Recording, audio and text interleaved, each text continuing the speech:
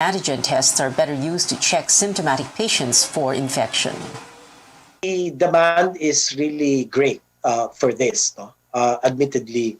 But we really have to educate our people how to do it correctly.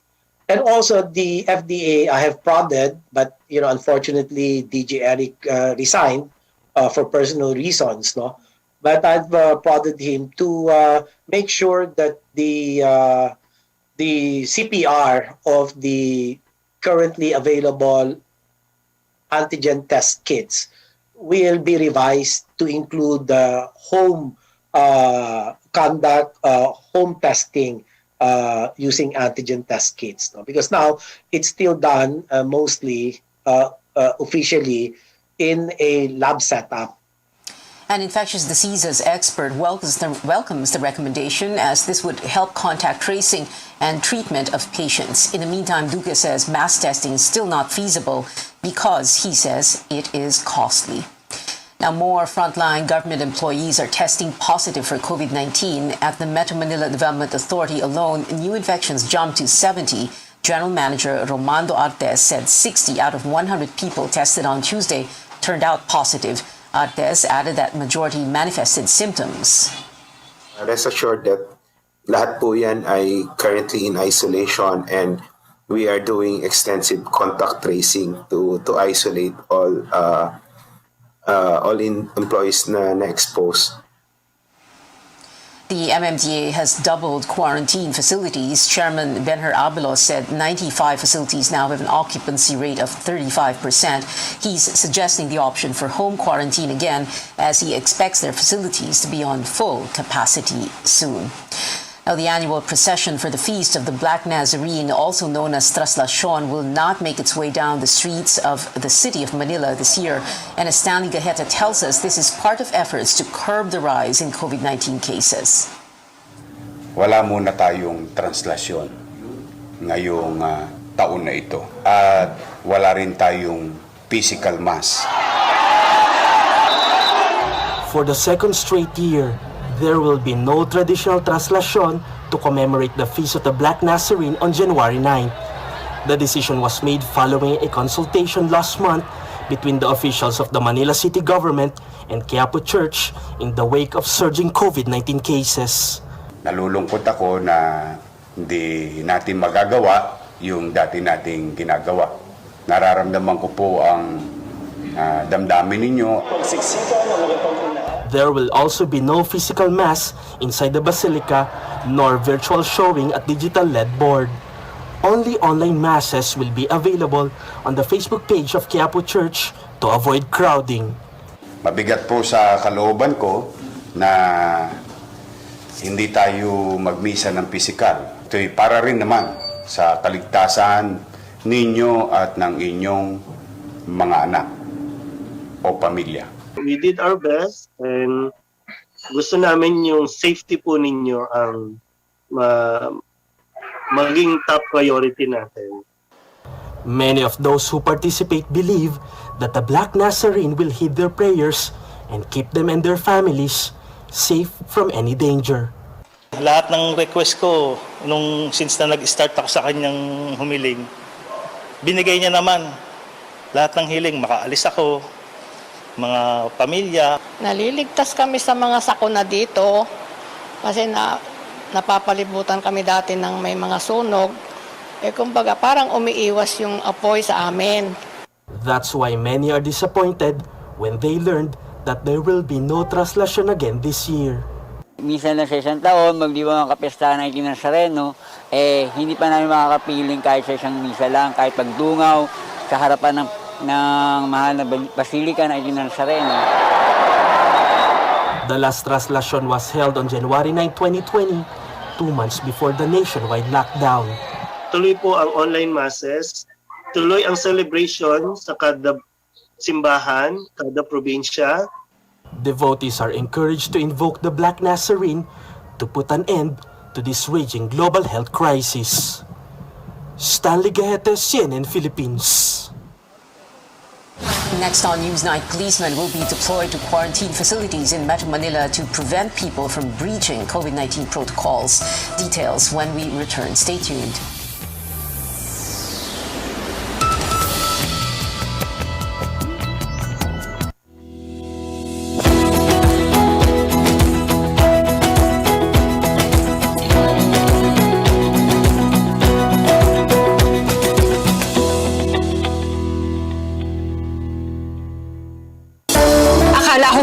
the universe was the ultimate.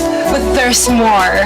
Dahil tinawag ko ako ng Panginoon for a major purpose. To guide the youth, help communities, and to bring others closer to Him. Kaya I take care of my health through proper diet, exercise, and MX3 capsule. I am ready to serve. Kasi para sa Panginoon, hindi lang ako fourth runner-up. First place ako sa puso niya. Mahalagang paalala, ang MX3 capsule ay hindi gamot at hindi dapat gamitin panggamot sa anumang uri ng sakit.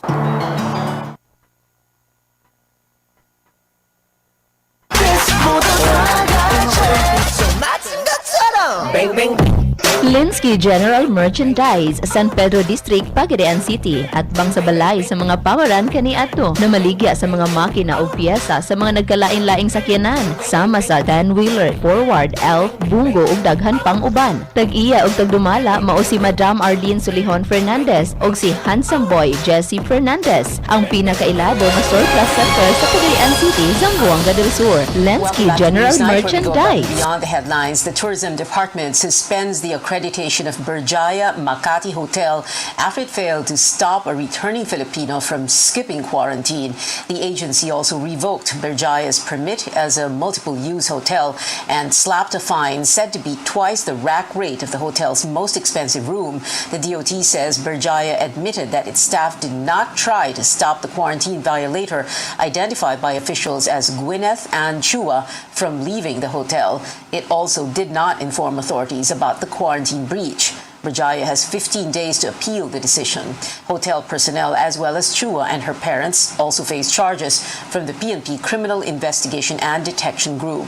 Chua skipped quarantine on December 22nd and partied in popular commercial center Poblacion that same night, only to test positive for COVID-19. She infected 7 close contacts. 2 policemen per quarantine facility in Metro Manila. That is the latest order of President Rodrigo Duterte after reports of several returning Filipinos skipping quarantine in hotels. Interior Secretary Eduardo Año says the directive takes effect today. He adds police are conducting random inspections of quarantine facilities. Hindi naman ito kasi permanent. While we are experiencing the surge at nasa level 3 tayo, I think later on, may instill na rin natin yung instinct sa ating mga hotels na talagang bantayan yung mga ROF na naka-quarantine sa kanila. But sa ngayon, we cannot really afford na may mga makakatakas at mag-i-skip ng kanilang quarantine. Acting presidential spokesperson Carlo Nograles says the police have enough personnel to deploy in quarantine hotels. Nograles also issuing a clarification on Mr. Duterte's earlier statement that hotels cannot be made liable for the enforcement of quarantine rules. We cannot transfer the power now of even stopping if they would want to, if they would insist to go out. Only government can enforce it, and we have not even to the extent of delegating them the powers to stop them physically. So that would be a messy thing to do. The President ordered DILG Secretary Ed Año to ensure that may police personnel tayo to strictly enforce doon sa mga quarantine facilities and isolation facilities natin because of the limits of the employees ng hotel to physically enforce. It does not remove or absolve them of their negligence, the omissions of their act, the non-reporting. The cases will be filed. The cases will be prosecuted, and then it will be up to the judge to decide. The Justice Department also points out quarantine facilities can be held accountable under the law on mandatory reporting of notifiable diseases. Funding for the Batangas government is up 30% this year, with the landmark Mandanas ruling finally taking effect. How do local governments plan to approach the budget increase? Our Lois Calderon gives us the details in this special report. Meeting his health council was Batangas Governor Dodo Mandana's first order of business for 2022. Their agenda, Spending the 5.4 billion peso budget for this year, a huge chunk he allocated for free health care for Batangueños and building more hospitals as the Omicron variant dampens hope for an early end to the pandemic. That budget is 30% higher than last year's allocation, thanks to the Mandanas ruling that commands the national government to give provinces down to the barangays a bigger slice of national taxes. That is really the first concern that we have right now. Really help. Kasi masyadong malayo talaga ang national government. Pagbibigay ng gamot, pagbibigay even ayuda, which is really very bad, napakahirap. The landmark Mandanas ruling took effect January 1st, or 3 years after the Supreme Court told the Duterte administration to give local government units what's due them. Since 1992, when a law granted fiscal autonomy to provinces outside Economic Center Metro Manila, local governments had been getting just 40% of the taxes collected only by the Bureau of Internal Revenue, or BIR. But the High Court ruled that 40% must come not just from the BIR, but from all national taxes, including customs duties, tariffs, taxes from exploiting national wealth like minerals, and a whole lot more. LGU's tax share consequently now has a new name, National Tax Allotment, instead of Internal Revenue Allotment, or IRA. How much is that this year? Almost 1 trillion pesos of this year's 5 trillion peso national budget. Nilist po natin yan sa Bureau of the Treasury and that should be credited to all accounts of the local government units. The budget boost is seen to bring progress beyond Metro Manila, but the World Bank had flagged that local governments might struggle spending the money. Decentralization meant they need the know-how to handle functions passed on to them by the central government. All eyes could be on Batangas as to whether or not the Mandanas ruling will be carried out properly. The province's chief executive was one of two petitioners who challenged before the Supreme Court how much share local governments can get from national taxes and how a higher revenue allotment will lead to the delivery of more services to the people. Mandana says he and his team are ready. Alam namin kung sino ang nagugutom. Alam namin kung sino ang walang trabaho. That's why tourism is devolved. For example, alam namin kung anong kailangan dito. I feel that there is an extra load on my shoulder right now. And since 2022 is an election year, concerns have been raised on the likelihood of using funds elsewhere. That's what citizens should be watching out for. Lois Calderon, CNN, Philippines. Consumer prices slowed in December, the lowest in a year, as food and transport prices eased. Government data show inflation settled at 3.6%. For the whole of 2021, inflation averaged 4.5%, breaching the Bangko Sentral ng Pilipinas' target of 2 to 4%. Expect weak water pressure in taps in the coming days. That's what Maynilad is advising its customers for now. The water concessionaire attributes the weak pressure to the low water level in Angat Dam in Bulacan. The current level of 202 meters is 10 meters less than the normal. Sana po ay maintindihan po ng mga customers yon. Yun po ay our way din ng unti-unting paghahanda kung sakali man po na dumating dun sa actual na pagbabawas ng alokasyon dito sa Metro Manila. Ang overall request namin sa aming mga customers ay maging responsable lang po dun sa paggamit ng tubig na lumalabas doon sa kanya-kanyang gripo para po magkaroon po tayo ng contribution doon sa pagpe-preserve ng water natin mula sa source natin sa Angat Dam at maitawid po natin yung summer months ng 2022.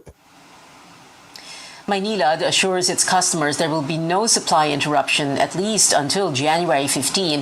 The company adds it's working to avoid a repeat of the water crisis of 2019.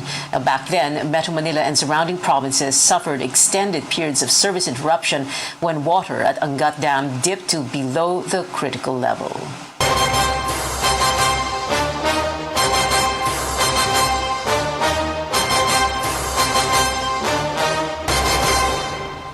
A look now at what some 2022 presidential aspirants are up to. Senator Ping Lacson wants the supposed connections of the so-called Poblacion girl to be held liable for a quarantine breach. The violator, identified as Gwyneth Ann Chua, had bragged about being able to get away with quarantine because of these connections. Vice President Leni Robredo brings back her office's free antigen testing, the so-called swab cab, in response to the surge in COVID-19 cases. Volunteers of the Marcos Duterte tandem are now distributing construction materials to repair damaged homes in areas affected by Typhoon Odette. And Senator Manny Pacquiao vows to require all government officials to sign a bank secrecy waiver in a bid to fight corruption. The Commission on Elections is unlikely to reopen the filing of certificates of candidacy for the 2022 polls. In an interview with COMELEC spokesperson James Jimenez on Politics as Usual, he said the request of the Cusi-led faction of the PDP Laban would bring election preparations back to square one. Jimenez also notes it would be impossible to postpone the polls this May. Medyo unlikely na mapagbigyan yan, ano? Kasi masyadong maraming konsekwensya yung pagpapa-reopen ng ating filing ng COC. Remember, just apart from the fact na ang haba-haba na ng binigay na period for filing COCs, kung uulitin mo yan ngayon, hindi naman isang partido lang ang magte-take advantage niyan eh. Ang daming epekto niyan, no? Down the road. Sabi nga nung mismong petition, humihingi din sila ng postponement ng filing ng balota. And that would probably be a logical conclusion of that. So, makikita mo kung gaano karami ang gagalaw na mga activities ng COMELEC dahil dyan. Meanwhile, Senator Amy Marcos says her brother, presidential aspirant Bongbong Marcos, gets favorable results in pre-election or pre-campaign surveys because many Filipinos believe their father, former President Ferdinand Marcos, did good things for the country. I truly believe that history judges you over the long haul. And the long haul has been almost 40 years. Biglang siguro na re-realize rin natin at napapakinabangan pa rin natin lahat ang mga iba't ibang project ng tatay ko. Catch the replay of Politics as Usual this Sunday, January 9th at 7:30 in the evening, only here on CNN Philippines. We're going to take a quick break, and when we return, Olympic pole vaulter E.J. Obiena wants to keep representing the country. The Sports Commission's recent demand makes this even more of a possibility. And the Harry Potter reunion special got a celebrity switch because of an editing error. Keep it here on CNN Philippines.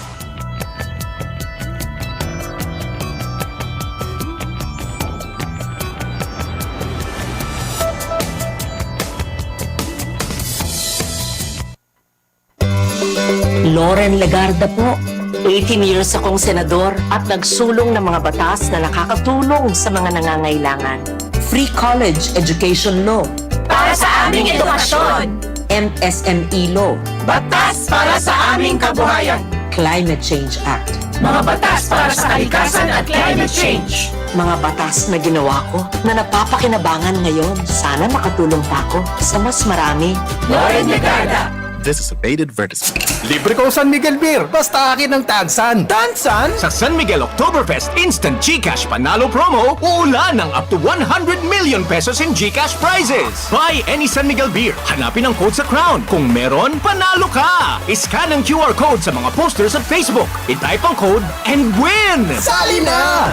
Available in areas where allowed. See posters for full details. Promo runs from September 1 to December 31, 2021. Per DOH FDA CFR permit number 0424 series of 2021. Drink responsibly. Tandaan, laging i-check ang ilalim ng Tansan kung may winning code. Drink responsibly.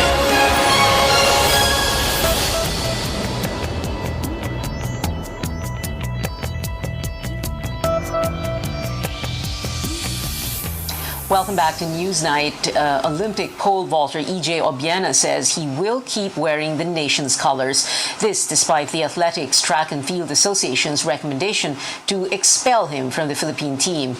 Patafa also recommended the filing of an estafa complaint against Obiena over funds allotted for coaching fees. The star athlete tells CNN Philippines Patafa's move came as a surprise, but says he's thankful for the Philippine Olympic Committee's support during this time.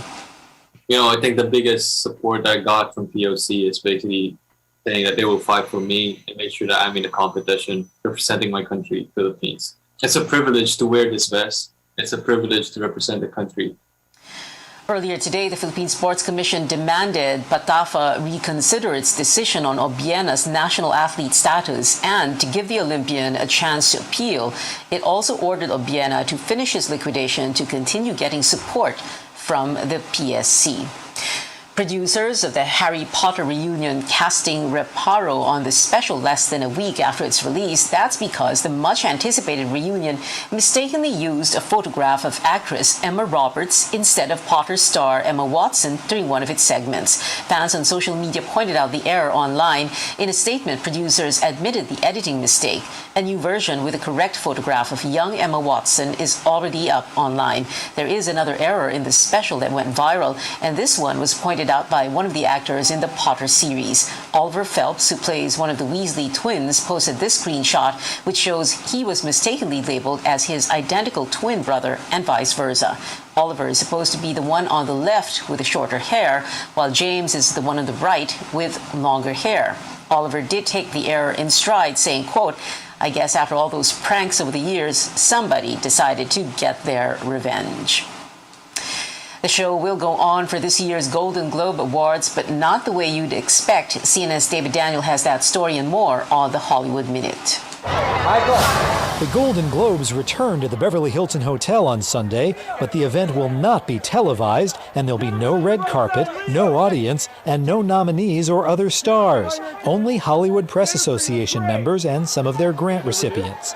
Variety reports the Globes reached out to several Hollywood agencies to see if their clients would take part, but no celebrities agreed to do so. The HFPA was rocked by scandal last year, including allegations of corruption and the revelation the group had no black members. The truth is that I drink a lot, and sometimes I mix it with pills. And I'm here because I woke up this morning convinced I'd witnessed a murder. Here's your first look at Kristen Bell in a spoof of such thrillers as The Woman in the Window and The Girl on the Train, a Netflix series titled The Woman in the House Across the Street from the Girl in the Window. Bell is also an executive producer on the parody mystery series, which debuts January 28th. Or does it? In Hollywood, I'm David Daniel. And that is it for now. Join me again on News.ph at 7 p.m. I'm Pia Ontiveros for Newsnight, where we go above and beyond the headlines.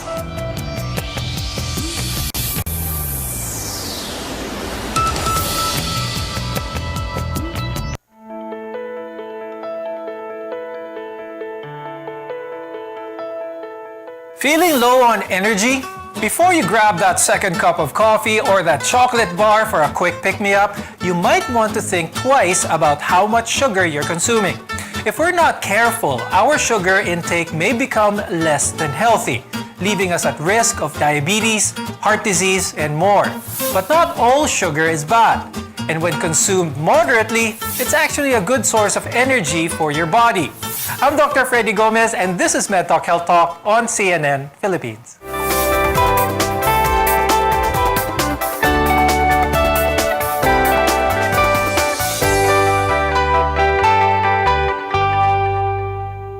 We all get sugar cravings. It can be addictive, but when consumed excessively, it can have adverse effects on our health. Our guests are here today to tell us more. With us is Dr. Maria Feliz Gomez Tuazon. She's an endocrinologist from the University of Santo Tomas Hospital and Capital Medical Center. Also with us is Joe Sebastian, who's a registered nutritionist, dietitian, and coach in the Rebel Fitness app. We hear a lot of information and misinformation about how sugar can impact our health. Some even say that eliminating it from our diets will improve our overall well-being. However, it's a vital source of energy for our body. Of course, though, not all sugar is created equal. I'll start the conversation with Coach Joe. Are there any good sugars for us? And if so, which ones could they be? Kaya, could you give some examples for our viewers? When we say sugar, it's not just your table sugar. It's also all sugars that you get from carbohydrates. Carbohydrates break down into glucose, fructose, galactose, which is scientifically terms called sugar, diba? And that's your main energy source. So sugars are essential for your body, especially for the preferred source of energy. So carbohydrates, high fiber carbs especially, will be very helpful for you when it comes to your energy levels. Now, what are some examples kaya, Coach Joe, ng mga sugars that aside from that na nilalagay sa asukal, what other forms of sugar are there that could be beneficial for one's body? Well, of course, we go to our complex carbohydrates. So you have your potatoes, you have rice, higher fiber rice as well, rolled oats, you have some whole wheat bread, you also have sweet potatoes, corn. These are your carbohydrate sources that turn into sugar. Not necessarily a bad thing.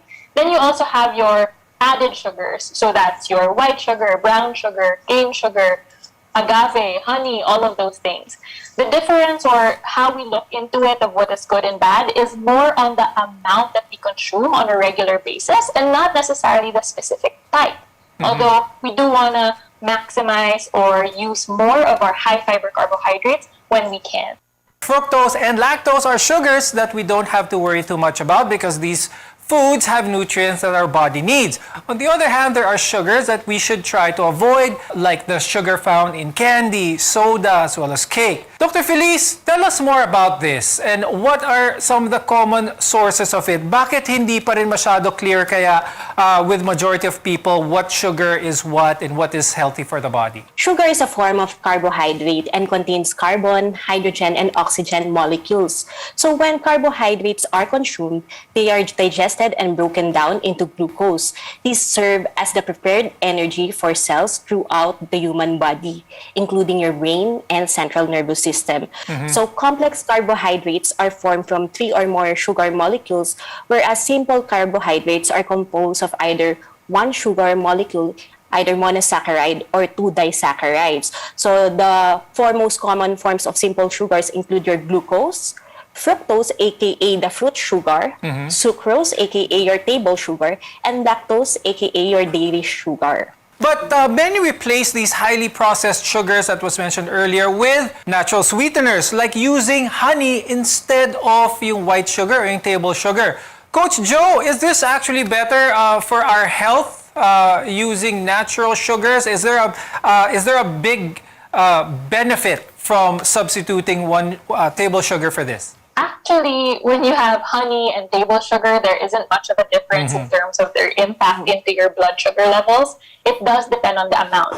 While honey might have antioxidants and other things to offer, you have to eat a lot of honey for you to get those benefits. So at the end of the day, sugar is sugar, whether that's table sugar or honey. It's the amount that we consume that we have to give more of a view or a look into rather than the specific type when it comes to these types of sugars. And while we can do without added sugar altogether, consuming it in small amounts is relatively fine. But the thing is, many of us have too much of it.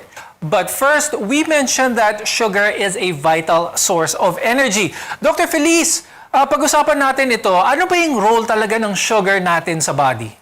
So sugar, which is the form of carbohydrate, when broken down to glucose, serve as the preferred energy source for all the cells throughout the human body, including your brain and central nervous system. So glucose travels to the cells of the body where it is converted to your energy used out to carry out various functions such as muscle contraction and temperature regulation. While some organs can use protein and fat for energy, remember that your red blood cells and the brain exclusively use glucose for energy.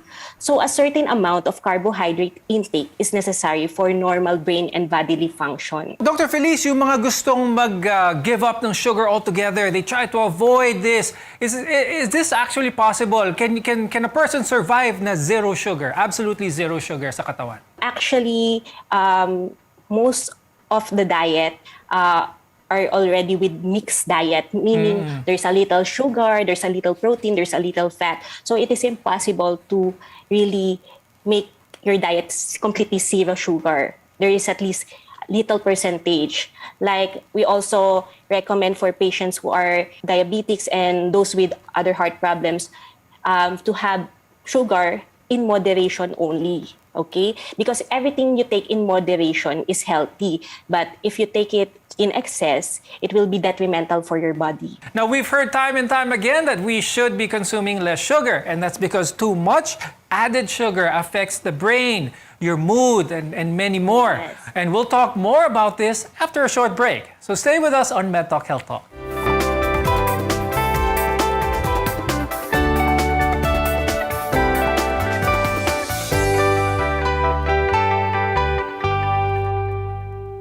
I'm Dr. Freddy Gomez, and welcome back to Med Talk Health Talk on CNN Philippines, where caring is our calling. From desserts to savory food, cutting down your sugar intake can be difficult. And understanding how it can negatively impact our health can make a huge difference. Dr. Feliz, let's discuss some of the disadvantages of too much sugar. So eating too many foods with added sugar sets the stage for potential health problems such as, first, poor nutrition. If you choose sugar-laden foods instead of more nutritious foods, you miss out on important nutrients such as vitamins and minerals. Second is weight gain. There is no single cause for being overweight or obese, but added sugar might contribute to the problem. It's easy to get extra calories when eating food that are sugar sweetened. So obesity is also a risk factor for developing diabetes mellitus. And third, it also increases your triglycerides. Triglycerides are a type of fat in the bloodstream and fat tissue. So eating an excessive amount of added sugar can increase triglyceride levels, which may increase your risk for heart disease. And lastly, of course, if there's sweets, there's also tooth decay. So sugar promotes tooth decay by allowing bacteria to multiply and grow. The more often you eat or drink foods with natural sugar or added sugar, the more likely you are to get cavities. Now, I'm sure a lot of you have heard of the term sugar high. When you're feeling tired or not in the mood, our impulse is actually to reach for candy or even chocolate. But this can actually affect our mood in the long run. Coach Joe, could you tell us more about this? How does sugar affect yung mood ng tao? Sugar usually affects our mood when it replaces our usual meals. If it replaces your more balanced meal, replaces your vegetables, replaces your fruits, that's when it can usually have an impact sa ating mood, diba? Especially because you have that boost of that carbohydrates, and then it slowly brings us down. So what we want to have is a more steady supply of energy throughout the day, and usually that can come from more balanced meals. So not necessarily to remove the sugar, but to make sure it doesn't replace other nutrients we have, so we have a more steady energy throughout the whole day, and that can overall improve your mood. Now, Coach Joe, pag-usapan natin about the link between sugar and that of joint pain. So a lot of our viewers, could it be that they're feeling some joint pain, some arthritic pain? Is this possibly related to sugar as well? Could you explain that part? There could be a possibility to relate those two. However, we do see that most of the time, what we really notice from a lot of high consumption of sugar is really what it replaces in your diet. And one of the things we see is we tend to really move towards higher sugar foods, and we forget about the other nutrients. So with the lack of nutrients that we get from other food items, nagkakaroon ng deficiencies. And with those deficiencies, nagkakaroon talaga tayo ng mga complications, which can be anywhere from joint pain to mood fog, fatigue, and all of these other aspects. So what we have to look into is making sure that our sugary foods does not replace the other nutrients that our body really, really needs for us to be able to make sure that we're having all of our functions moving and doing the things they need to do. Dr. Feliz, how does sugar or excess sugar for that matter, may link din ito sa condition ng ating heart? What is the connection with this, Dr. Feliz? Added sugar or excess dietary carbohydrates may increase your glucose levels and may lead, of course, to obesity. And obesity will be a risk factor to develop diabetes. And of course, if a patient becomes diabetic, it increases the risk for heart attack, for 2 times increased heart attack. So there's always a correlation between heart disease and diabetes. I would like to add regarding eating more vegetables and lean meat is also good for the body because it has low glycemic index, and food or sugars with low glycemic index are really healthy for the body because it gives us lower rise in the blood sugar level of the body, which is beneficial for your body needs. Kapag isang tao ay na-diagnose with diabetes, especially diabetes type 2, is it possible to revert back to a normal state, or once na-diagnose sila, ito na yung a lifelong condition nila? Diabetes, yung tinatawag nga nila, yan ang pinaka-loyal na sakit. Hindi ka niya iiwan. So usually, once na-diagnose na diabetes, you're diabetes for life. However, you can manage it and do special precautions to maintain a normal target blood sugar. So meaning, you have to do regular exercise, lifestyle modification, and proper diet. So that's it. And always remember, usually diabetes is also a genetic disorder. If one of your parents has diabetes, there's 40% chance of you having a diabetes. And if both parents are diabetics, you have 60% chance of developing diabetes. However, if you have good lifestyle, proper diet, you can prevent it. Experts say that eating sugar stimulates pathways in the brain that are associated with feelings of pleasure and reward. And these effects are similar to that of substance use. More on this when we return. Your health is our mission here on MedTalk Health Talk. We'll be right back.